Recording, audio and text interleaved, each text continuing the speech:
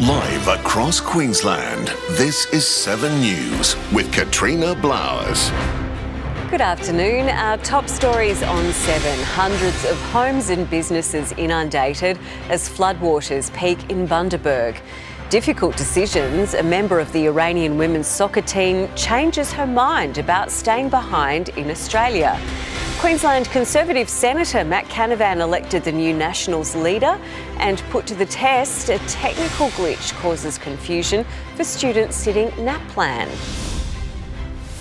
Good afternoon. Hundreds of homes in the Bundaberg region have been inundated after the Burnett River peaked this morning at a major flood level. While the flooding warning has been downgraded, people who were evacuated are being advised it's still not safe to return.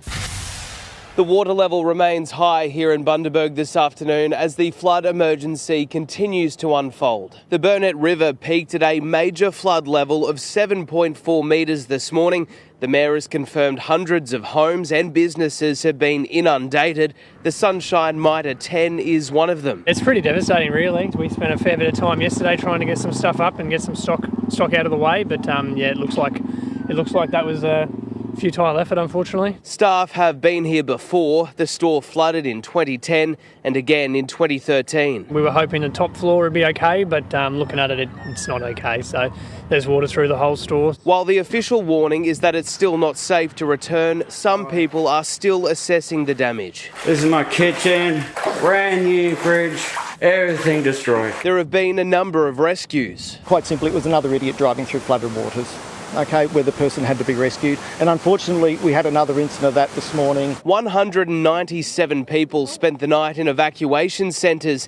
8 schools are closed today and almost 2,400 homes and businesses are without power, and many roads remain cut, leaving locals isolated. Right now there's 640 warnings on the Queensland Traffic website. I'm over in North Bundy, so I can't go anywhere.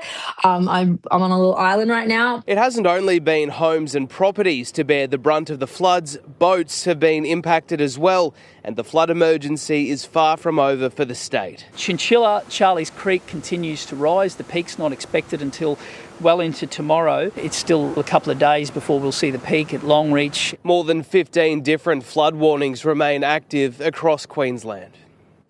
There's been another development in the case of the Iranian women's soccer players and staff who decided to stay in Australia. After 2 more last night joined the 5 who accepted humanitarian visas on Monday, one has now reportedly changed her mind. Josh Martin reports from Parliament House. Good afternoon. The Home Affairs Minister Tony Burke says Moadessa Zolfi spoke to some teammates who had already left Australia and she then changed her mind. He was informed of that choice just after 10 a.m. today. Zolfi and her team, support member Zara Sultan Mosh Kekar, accepted humanitarian visas last night, joining 5 other players choosing to seek refuge in Australia after they boycotted singing the national anthem during the Asian Cup tournament. The rest of the Iranian squad has left the country, flying from Sydney to Kuala Lumpur. Moadessa Zolfi is now in Brisbane with Iranian consular officials. By calling the Iranian embassy and asking to be collected, she gave away the location of the rest of the women. They have now been moved to a new, undisclosed safe house. In Australia, people are able to change their mind, people are able to travel. We respect the context in which she has made that decision. Australia is a country where they can see there is freedom of choice. I support the decisions and the work of the Minister on this important issue. These women have captured the hearts of so many Australians with the stand they have taken against a despotic regime. Minister Burke says all members of the team were given the opportunity to speak to Australian officials alone before the flight out of Sydney. To the Middle East, and Australia has closed its diplomatic missions in Abu Dhabi, Dubai and Tel Aviv. Foreign Minister Penny Wong announcing the move in response to the threat of missile attacks. It comes as America says it's undertaken the most intense day of strikes since the war began. Let's go now to Jacqueline Robson, who's in Tel Aviv. And Jackie, the US has targeted what's left of the Iranian Navy. Yes, Katrina, the US Central Command says it's taken out 16 mine-laying Iranian ships near the Strait of Hormuz. Iran had already threatened any vessels moving through the world's busiest oil shipping lane. Now there are suggestions the regime had already been laying mines that would sabotage any efforts from countries like France to escort these vessels through that very busy passage, and no doubt that will have ongoing impacts to the oil price. US President Donald Trump warned Tehran would face, quote, never seen before military repercussions if the lane was tampered with. And fresh reports here are that a vessel has been struck off the coast of the UAE in just the past few hours. Over in Tehran, that has been battered overnight. A fierce new wave of strikes, a key command centre of Iran's armed forces, among the targets. We will not relent until the enemy is totally and decisively defeated. For example, today will be yet again our most intense day of strikes inside Iran. The most fighters, the most bombers, the most strikes. Now, more civilians are being swept up in all of this. The death toll is now at around 1,700, 1,200 of that in Iran, another 500 in Lebanon. Troops are also being hurt, 170 US soldiers injured as both sides continue to trade blows. There has been Iranian attacks right across the Middle East in the UAE, Qatar and Bahrain over the past 24 hours. Israel, meanwhile, has been hammering Beirut, trying to snuff out Hezbollah. There is now around 700,000 people displaced due to the fighting there, a number that just keeps climbing. The Pope has expressed profound sorrow for those victims of this Middle East conflict. This, as Donald Trump had suggested, the war could be over soon. It seems there's no slowing down. Katrina? All right, Jackie, live from Tel Aviv. Thank you. The Nationals have named a successor to David Littleproud following his surprise resignation yesterday. Senator Matt Canavan has been elected as leader of the party. In the three-cornered contest, the Queensland Conservative defeated Bridget McKenzie and Kevin Hogan. Darren Chester was elected deputy. It's extremely humbling to be elected the leader of this great party. We need to go hyper Australia for our country. We need more Australian babies. We need more Australian humour, more Australian jokes. We need more Australian barbecues. Meantime, billionaire Clive Palmer says he'll have another crack at politics, this time running in the Liberal-held Gold Coast seat of Fadden. Now to a violent confrontation in Logan that's left a man fighting for his life. Two men who just left a pub going toe-to-toe in an Aldi car park in Waterford West.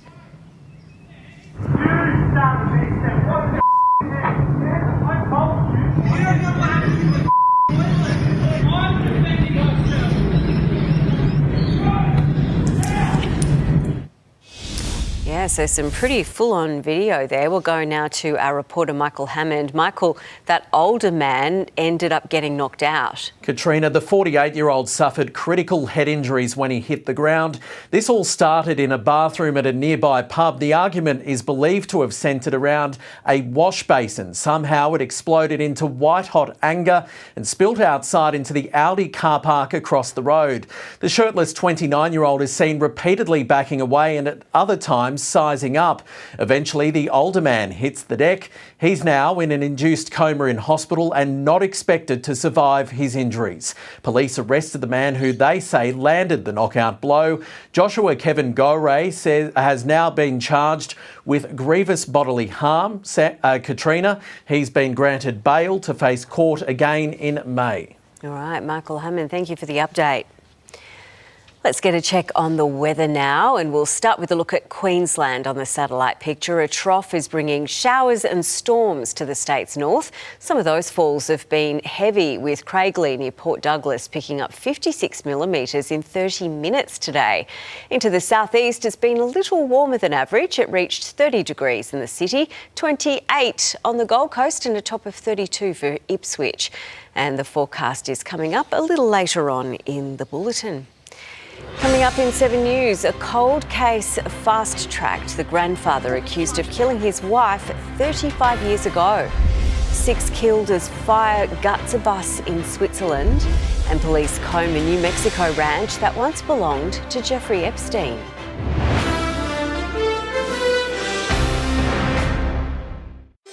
A special Sunrise Medical Alert with whooping cough cases at a record high, how to spot the early signs and protect your family.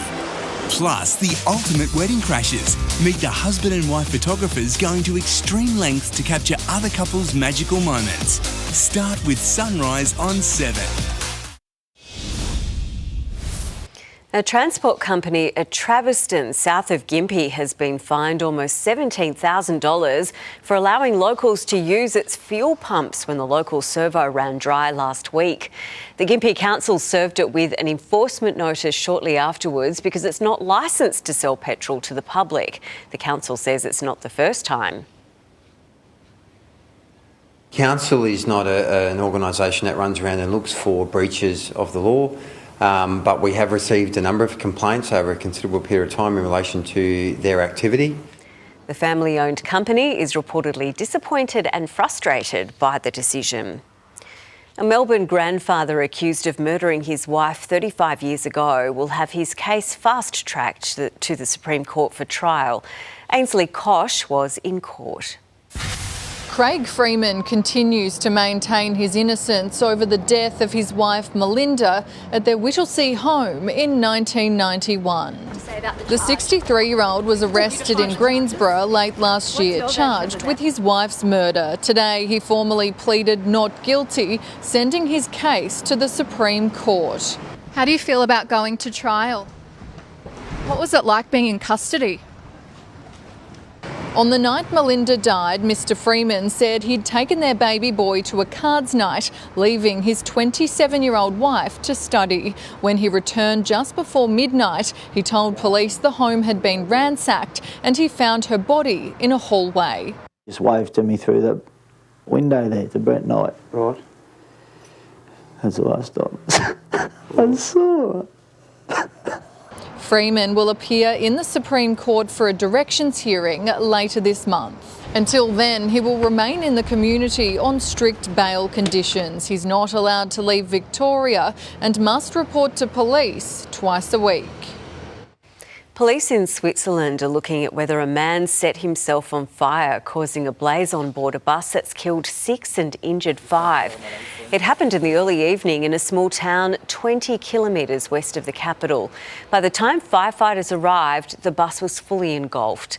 Local police won't be drawn on whether it was a terrorist attack, saying only that the fire was a man-made incident.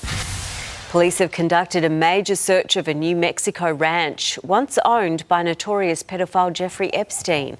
It comes after information in the Epstein files indicating the bodies of 2 girls may be buried at the secluded property.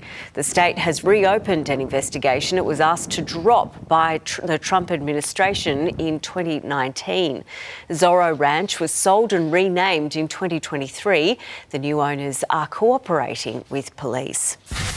Meantime, Queen Camilla has hosted an event at St James Palace for survivors of physical and sexual abuse.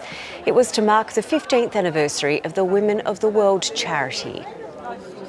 We stand with you, alongside you, today and every day, in solidarity, sorrow and sympathy. The event comes as the royals continue to be dogged by the former Prince Andrew's links to Jeffrey Epstein. Well, coming up, tipping a bucket on motor neuron disease, a world record attempt to help fight the disease. And in sport, the latest inside league and Brock Feeney's race to be repaired for New Zealand.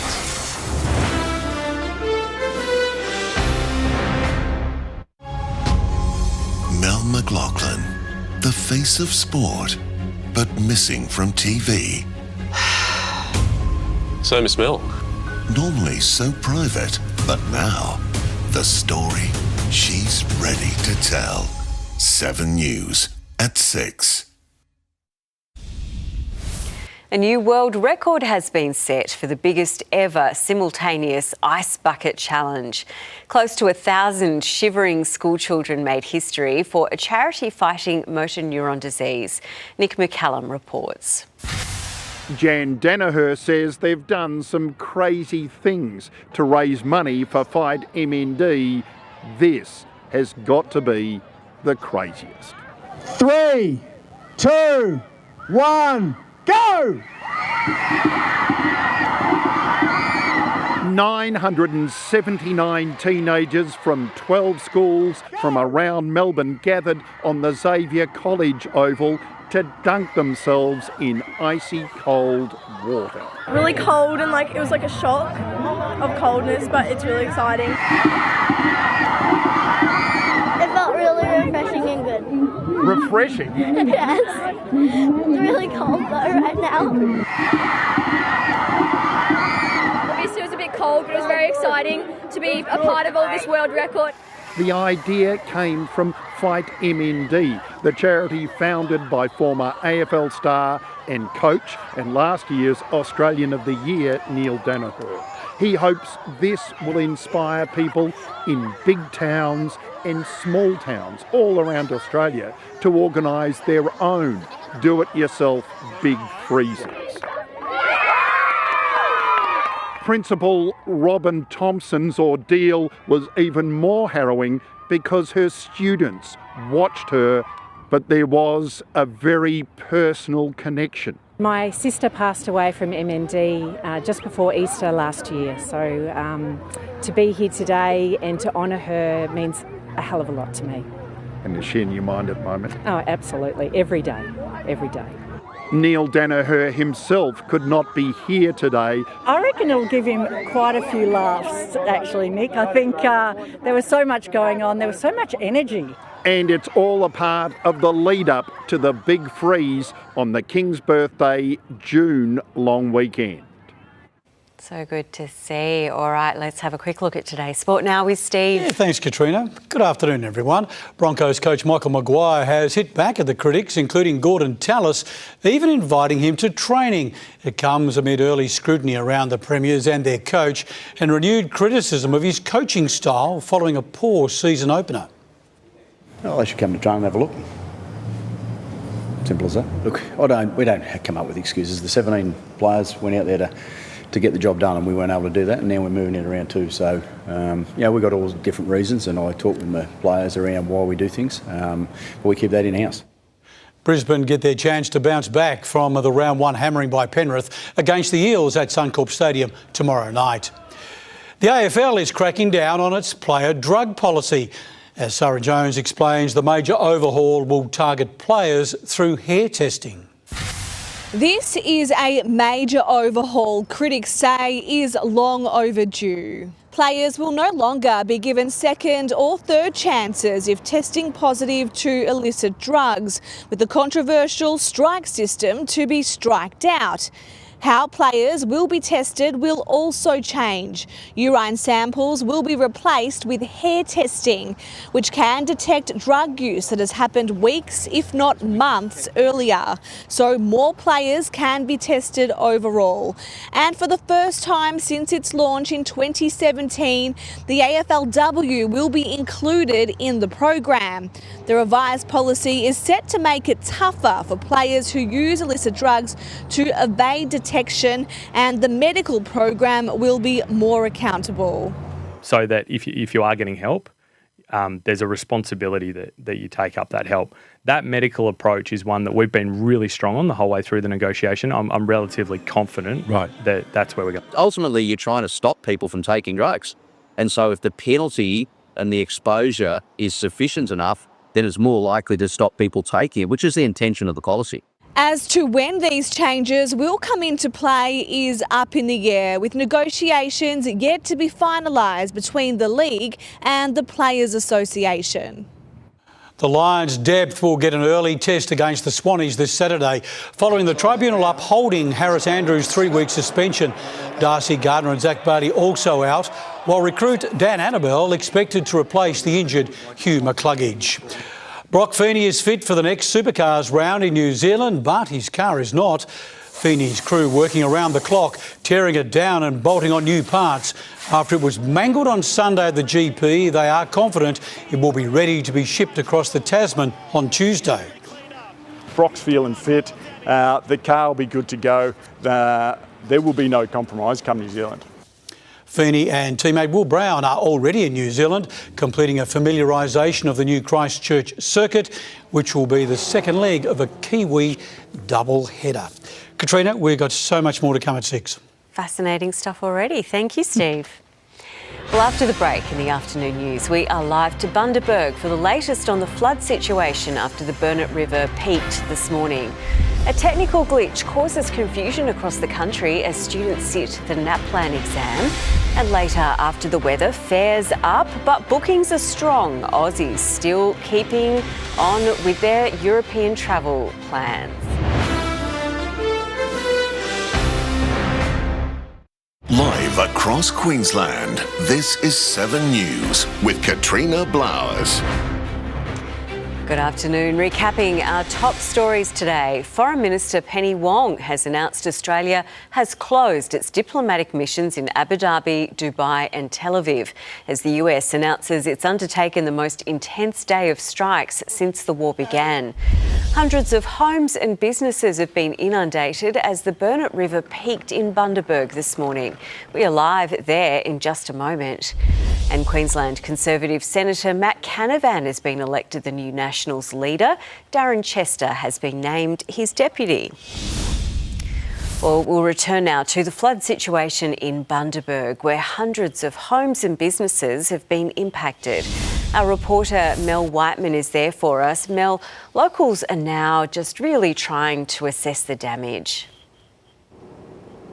Good afternoon, Katrina. That's right. But for many, it's still too early to return with homes and businesses inundated and roads still underwater. That's clear where we are this afternoon. We're not far from the centre of Bundaberg, and you can see just how high the floodwaters are still. They've gone into homes in this area as well as through businesses like the local service station. Now, further up this road to this complex of businesses further up, the floodwater is actually starting to recede, and those owners have only a short time ago been given the all clear to head inside and take a look at the damage for the first time. A Tiff from the local bookshop here, that's a chance that she's been anxiously waiting for all day. She only opened that store a few weeks ago.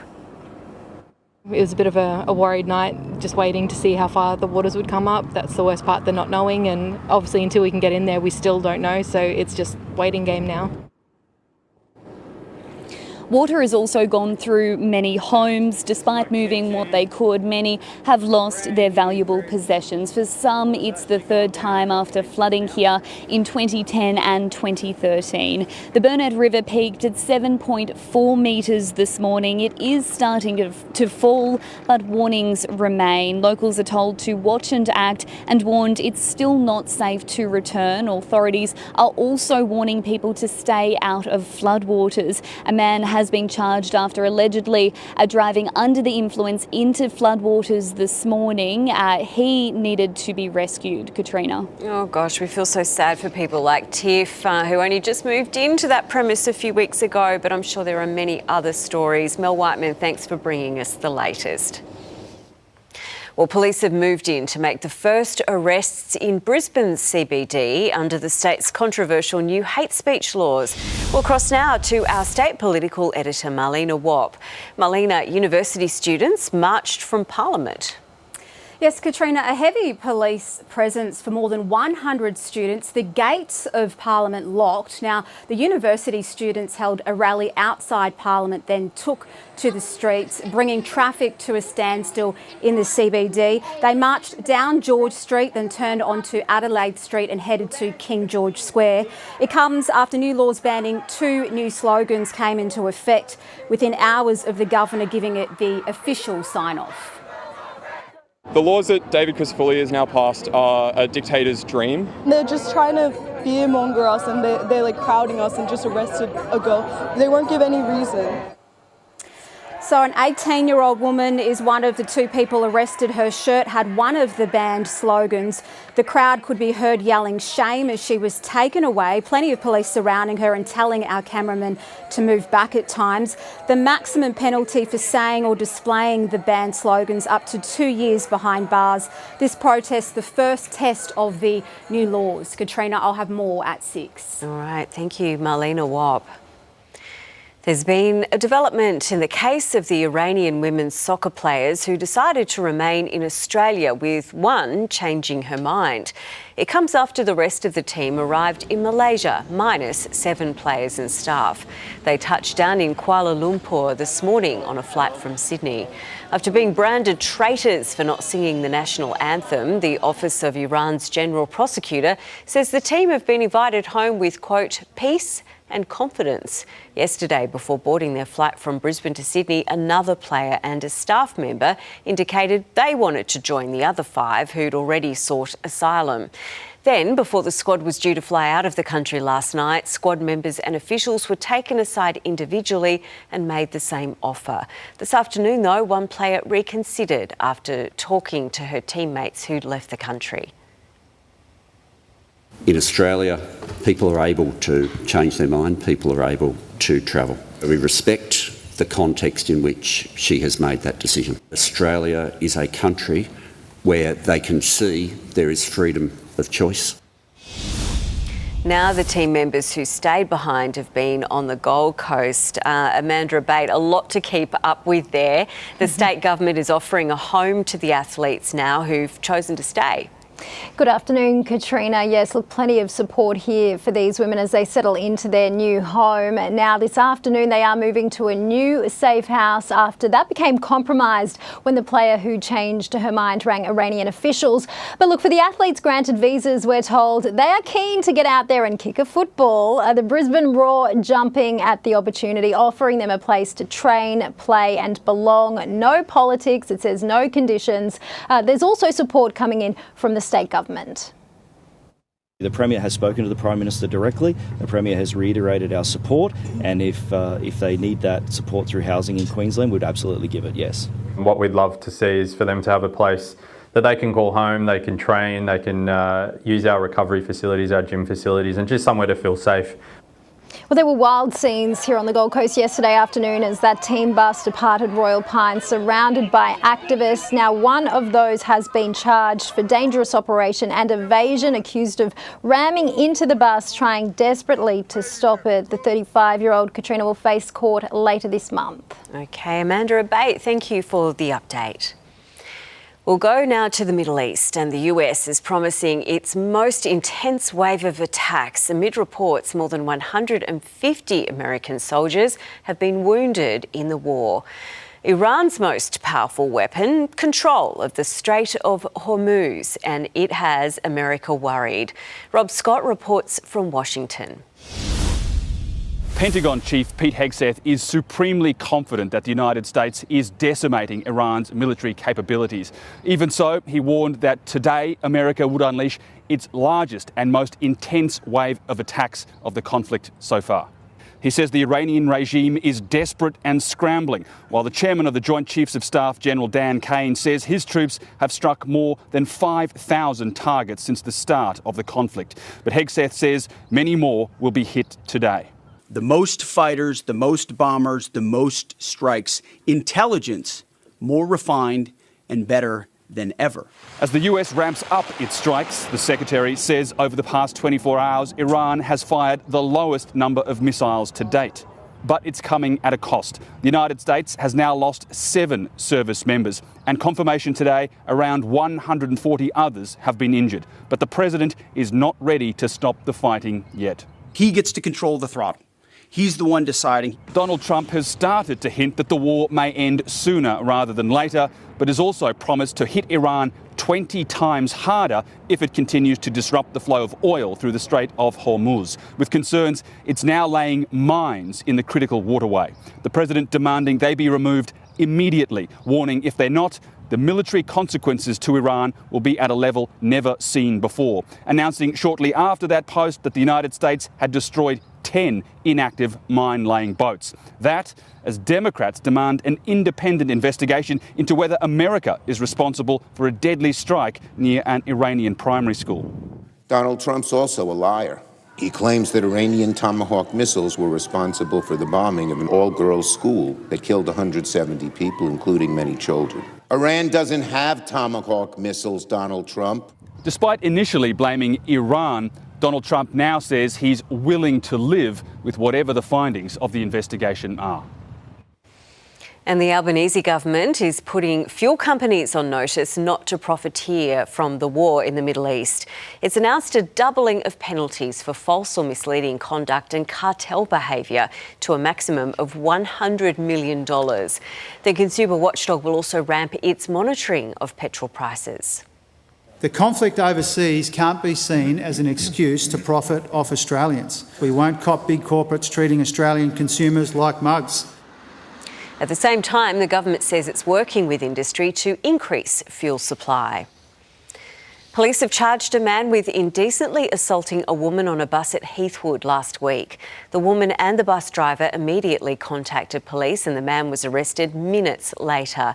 The 34-year-old suspect is due to face the Richlands Magistrates Court in a fortnight, charged with sexual assault. Police in Mackay are now treating the disappearance of an elderly man last November as a murder. They've revealed 71-year-old Wayne Pedro Morceau died in September and that his body lay in his home unit for some time before being moved. Wayne's body was moved from his home to an unknown location by a person or persons involved in his death. At the time, the alarm was raised by police, who said they found no signs of a struggle. NAPLAN testing has been thrown into chaos this morning after a website meltdown left thousands of Queensland students wondering what to do. As Jade Richards reports, some schools had to halt the tests altogether. It was a rocky start to the first day of the NAPLAN block. 280,000 Queensland students were meant to sit the writing test, but a technical glitch affected 130 schools across the state. It impacted the students' ability to log on to the NAPLAN platform and begin the test. As a result, all principals and coordinators were sent an email telling them to pause and postpone today's sessions. It's obviously not the start we want, is it, on the first day of testing? I think, we rely on that technology to be stable. As you said, though, it's a really complex environment. We were at Our Lady of the Angels in Wavell Heights as it all unfolded this morning. They were one of the lucky schools which experienced no issues and students sat the test as normal. They were able to complete the test and no concerns with our screens and submitting the test. By 10:30 this morning, the issue had been resolved and testing resumed. By 11:30, 100,000 Year 5, 7 and 9s had completed it. The test was never a problem for Year 3s because they do a paper exam. The Australian Curriculum Assessment and Reporting Authority apologised for the disruption. Support is being provided to the affected students during what's already quite a stressful time for them. There are also a few schools north of Brisbane which had already postponed today's test for an entirely different reason, the floods. Thank you, Jade. Well, just ahead, artificial intelligence evidence, how ChatGPT could help convict an American football star of murder. And the riches in this year's Oscars swag bags.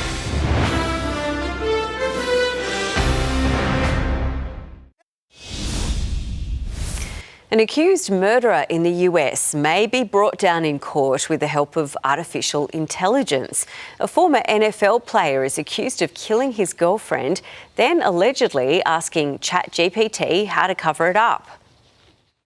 The New York Jets select Darren Lee. Former NFL linebacker Darren Lee back in the spotlight, this time in a Tennessee courtroom, accused of murdering his girlfriend, and prosecutors argue using ChatGPT to try to get away with it. He asks how to cover it up. He asks what to say to 911. Lee was arrested last month after sheriff's deputies found his 29-year-old girlfriend, Gabriella Perpetuo, dead inside the couple's home. What is going on? In body camera video played in a preliminary hearing, Lee tells deputies he doesn't know what happened, but prosecutors painting a different picture. She has 2 swollen eyes.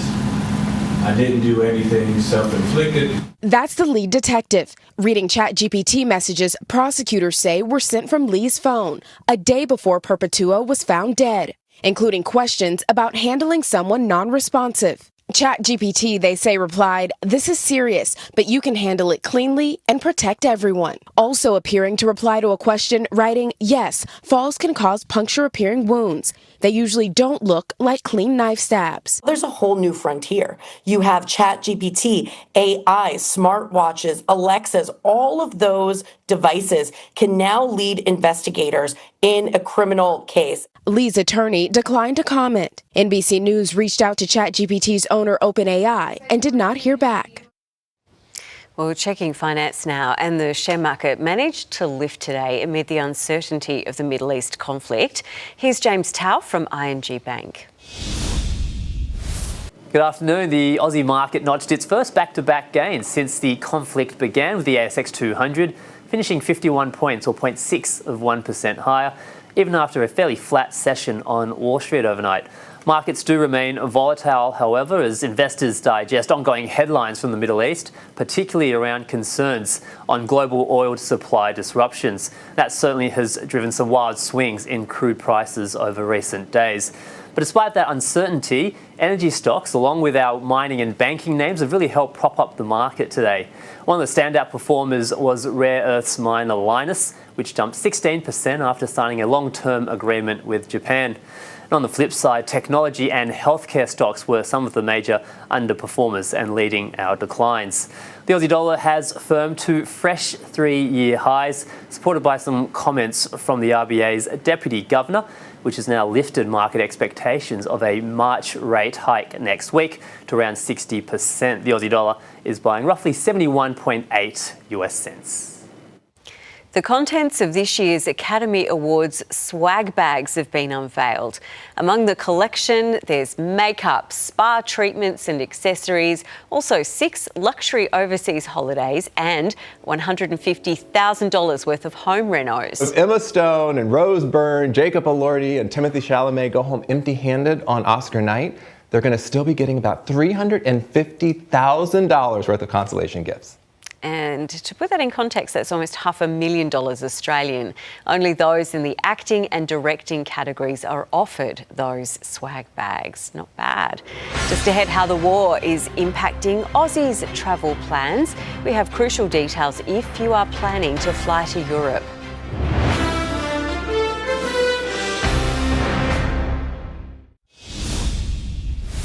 You're watching 7 News. Let's check the weather now. A trough is bringing showers and storms to Queensland's north with pockets of heavy falls, while a high is leading to settled conditions over the southern half of the state.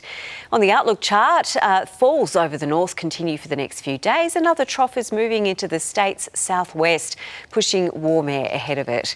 And a high approaching the Bight will send cool winds over southern states from tomorrow. So if you are heading to Sydney, pack an extra layer. It will be a bit chilly in the afternoon, and Melbourne will reach a top of just 18 degrees. Back home, scattered showers and thunderstorms across northern Queensland, mostly north of Townsville. Localised heavy falls are possible in that area too. A shower or two for Mackay, hit and miss showers through western Queensland, but it's looking dry, sunny and quite warm along the coast. Gympie will get up to 33 degrees. It'll heat up in the southeast tomorrow as warm air sweeps across from the interior. Blue skies during the day and the chance of fog in the west, reaching 34 degrees in Brisbane and Logan and 35 in the west. And looking further ahead, a few showers on Friday, dropping back to a possible shower for the start of the weekend. Flying overseas is likely to be more expensive, with several airlines raising airfares to cover increased fuel costs. The Middle East conflict hasn't taken away demand for travel, though, with many flights more full than they were a year ago.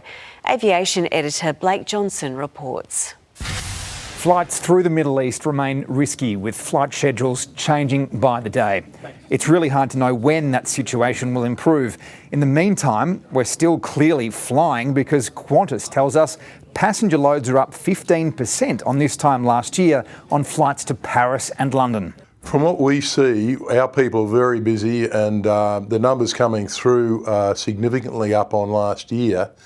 even with this Middle Eastern issue. And now those airfares are going up too. Qantas and Jetstar say international ticket prices will rise by around 5% due to the fluctuating cost of jet fuel, with no guarantee from the airlines that they'll come back down if and when the price of jet fuel drops. Yeah, look, I think it's reflecting the uncertainty that airlines have. I mean, fuel is one of their biggest expenses. Domestic airfares are not being adjusted. Virgin Australia has not increased its fares. Some airlines not based in the Middle East, like Cathay Pacific, British Airways and Lufthansa, are temporarily pulling out of the region and looking to deploy aircraft to other regions, particularly Europe. That Asian route, whether it's over Russia or over Afghanistan and Turkey, is where most people are flying. Qatar, Emirates and Etihad are running extremely limited schedules. They can't simply shift all their flights to go through other hubs like Singapore or Bangkok. If you have a flight with any of them, the advice remains: do not cancel it, wait until the airline does so, otherwise you could lose any right to a refund. And that's Queensland's afternoon news for this Wednesday. Stick around now for The Chase and then 7 News at 6. I'm Katrina Blowers. Have a great night. Bye for now.